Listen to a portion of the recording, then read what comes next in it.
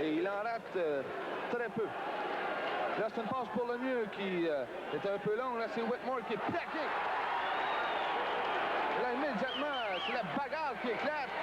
Alors qu'on s'en prend Guy Rouleau. Rouleau qui est assailli par Matty Kainin. Et voilà, Denis, c'est ce que je disais depuis le début du match. Des tactiques. Le gardien de but est sorti de son filet pour jouer la rondelle. Et c'est une mise en échec très légale de Jocelyn. Oui, il faut dire que le gardien de but, en faisant ce geste, devient un 6e joueur sur la patinoire.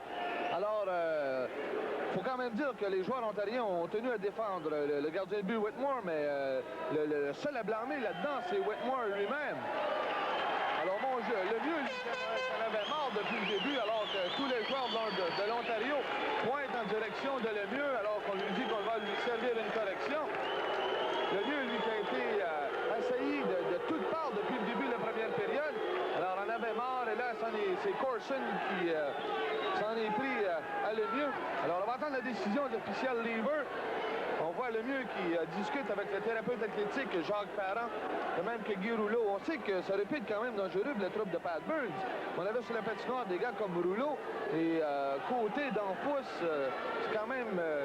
on aurait pu avoir de lourdes pertes si on avait eu bagarre. Ben, je crois que le geste de Shane Corson, c'est un peu la continuité du match d'hier soir parce qu'à plusieurs occasions, au moment où le match était hors de portée pour l'Ontario, Shane Corson a tenté de s'en prendre à Lemieux, à Stephen Finn et à quelques autres porte-couleurs du Québec.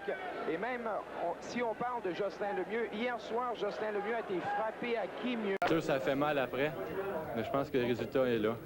Ça a porté fruit mon équipe. Comme on a pu le constater, Jocelyn Lemieux ne s'est pas gêné pour imposer sa loi, ce qui devait bénéficier au club québécois.